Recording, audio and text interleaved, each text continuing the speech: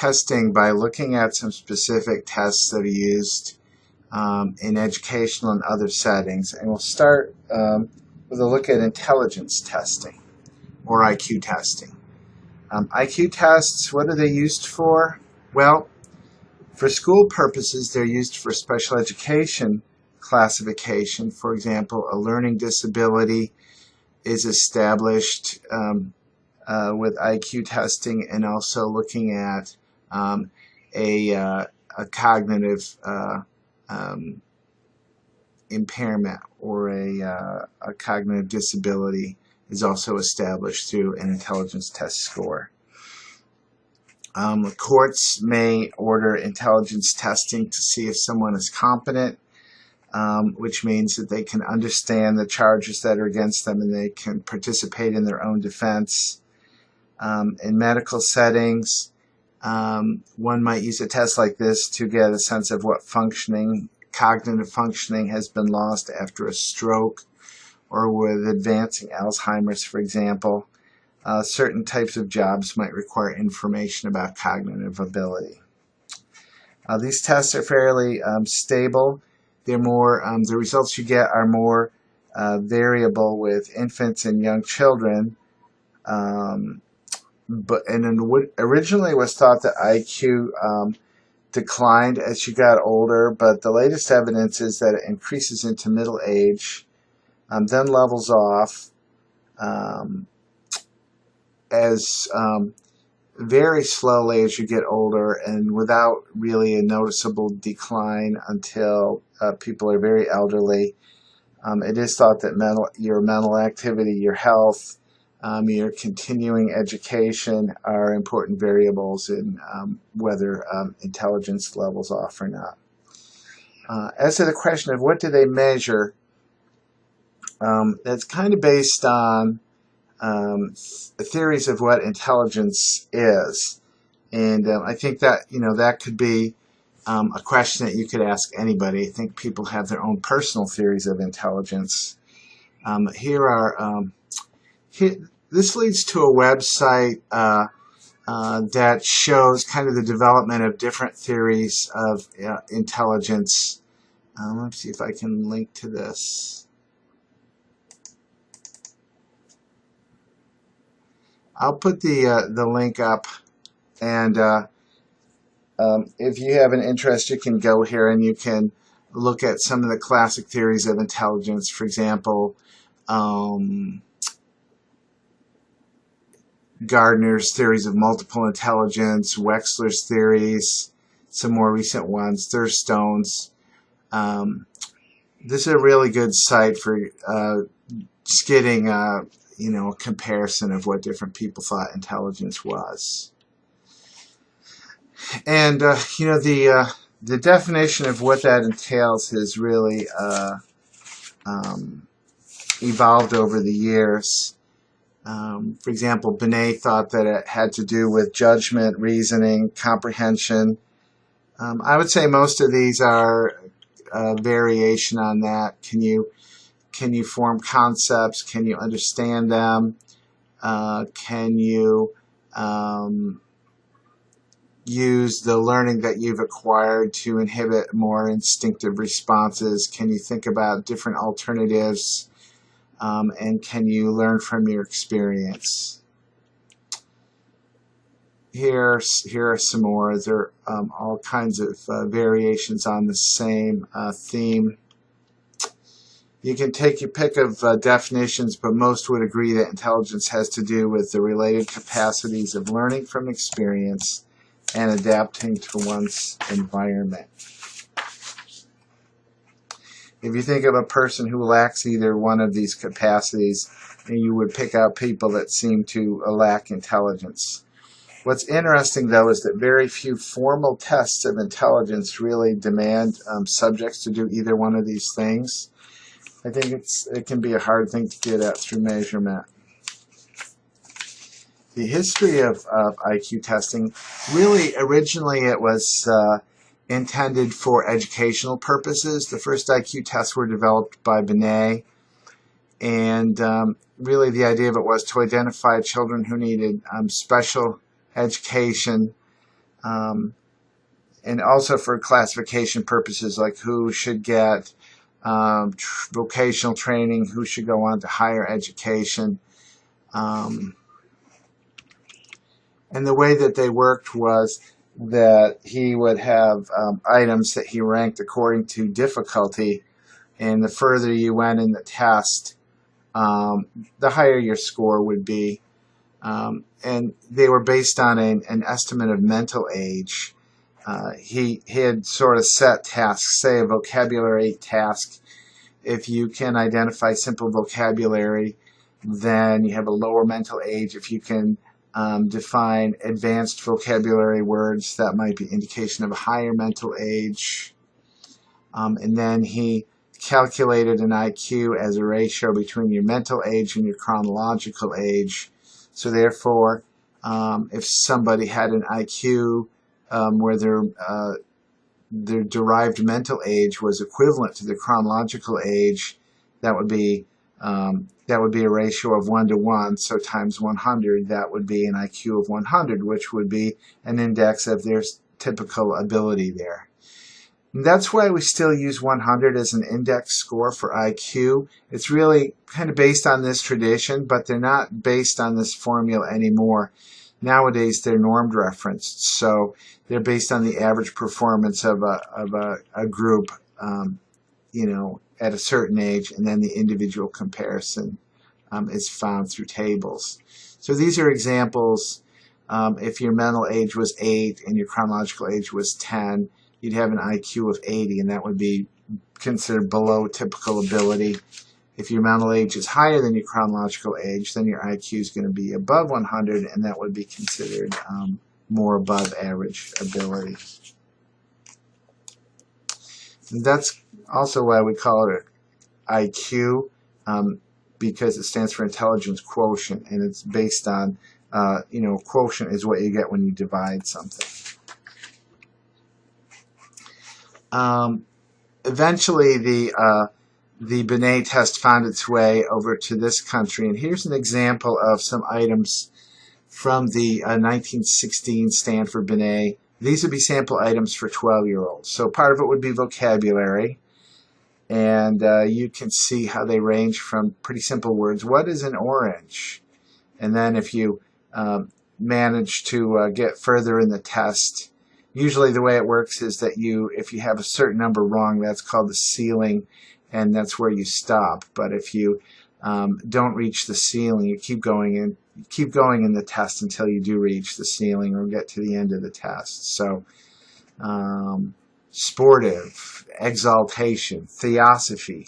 If you could define those as a 12-year-old in 1916, you'd be pretty bright. I think it'd be pretty bright if you could define those as an adult nowadays.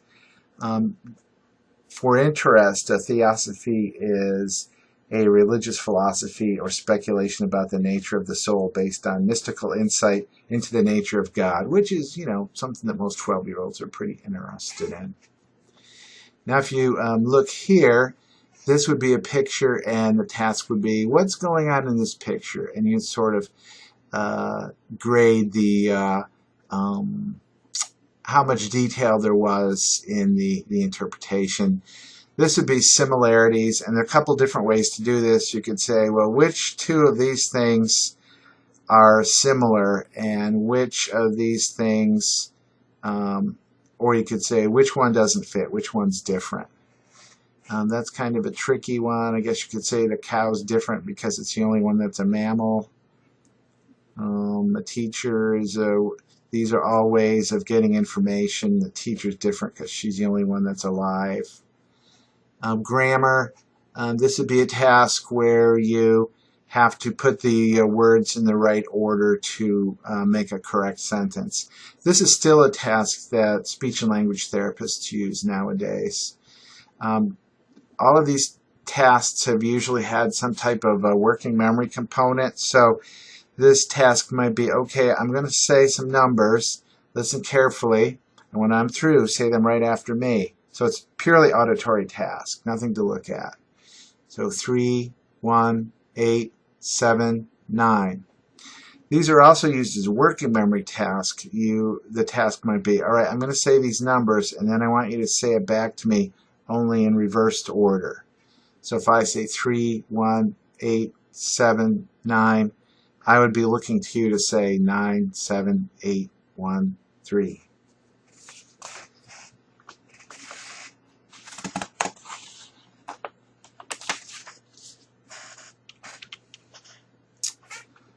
In the United States, strong supporters of IQ testing were scientists who believe that IQ is mainly genetic and that society should breed a superior group of people.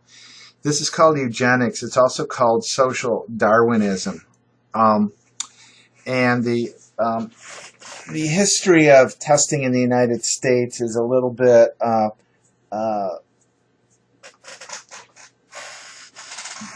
let's say disreputable in some ways because of this. There are many instances of people, scientists, either designing their studies to confirm their biases, and in some cases, when they couldn't make the data fit their biases, they would cheat. They would fudge the data. This was illustrated in a book called The Mismeasure of Man, and really a chronicle of some of the terrible things that they did. The main point is that they started with the biases and interpreted results in a way to confirm what they already believed instead of trying to find new information. In some cases, Eastern European refugees were tested.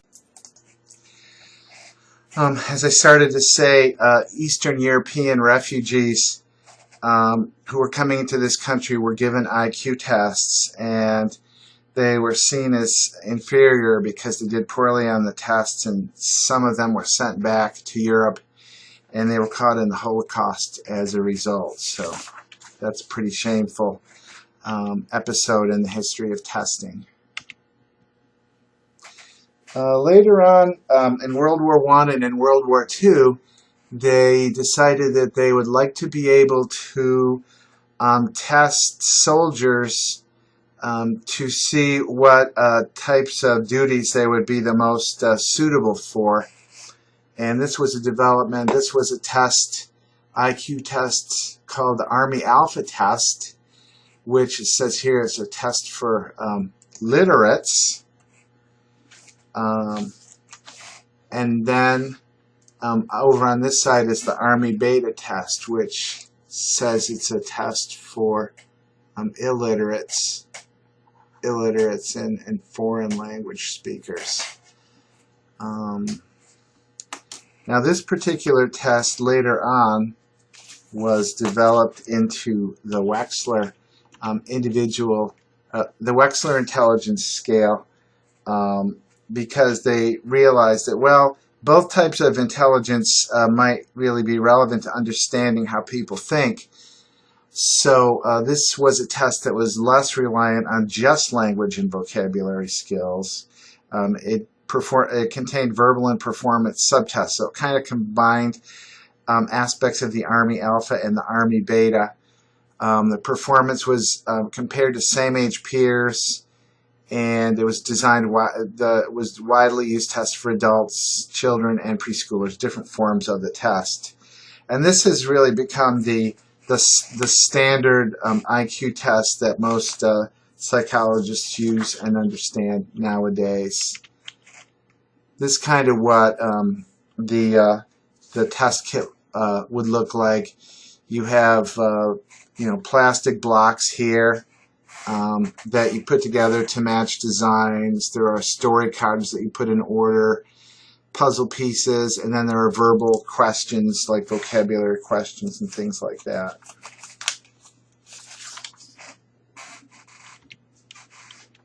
Here's the block design blocks.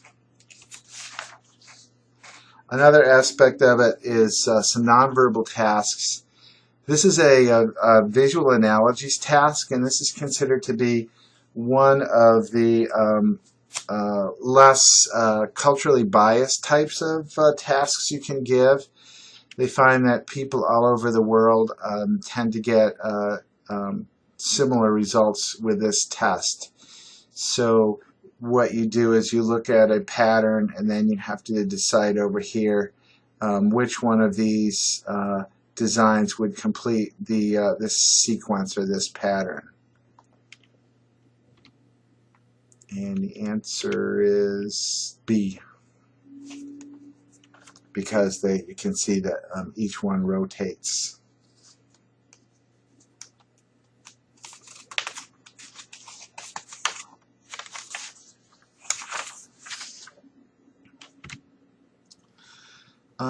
IQ testing has become a pretty controversial topic, and there are several different controversies about testing that have come up. Some of the issues have been if these tests are non-biased, if they're fair, then why have ethnic group differences been observed? Is it because of genetic differences, cultural differences, or could it be that the tests are biased against different groups? When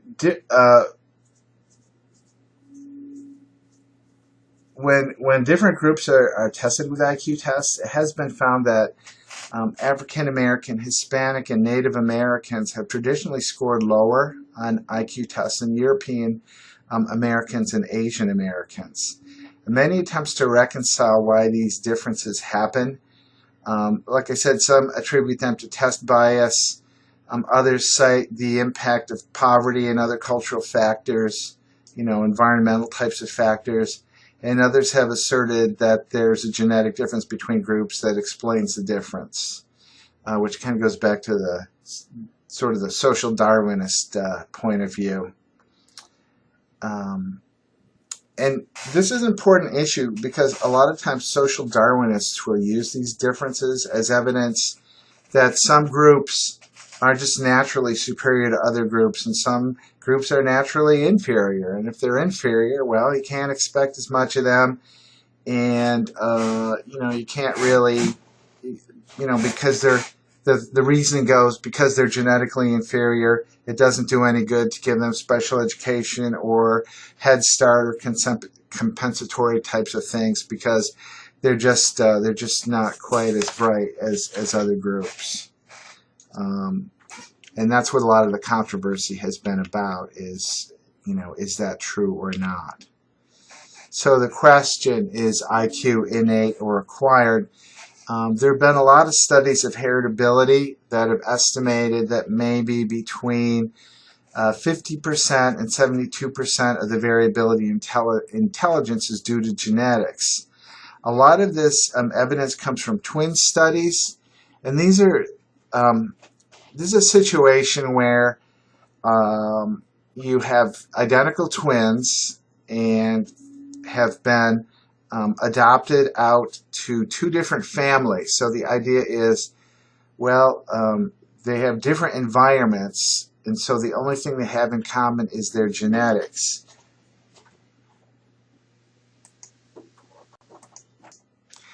Well, I'm discovering the downside of doing these recordings at home is that you keep getting interrupted. So I forgot where I left off. I was talking about the heritability of IQ, and how most of the evidence of heritability comes from twin studies. Identical twins who were adopted and reared apart. And they find that IQ correlates pretty highly with them, even almost as high as identical twins reared together. And their conclusion was it doesn't matter what the environment is, it just matters what your IQ is. One of the problems with that point of view is that you have to ask yourself, well, who typically adopts kids? And it's typically middle-class families. So I think the difference in environment for these kids has probably been overstated a little bit, or maybe a lot. So it's likely that the effects of heritability of IQ may be overestimated.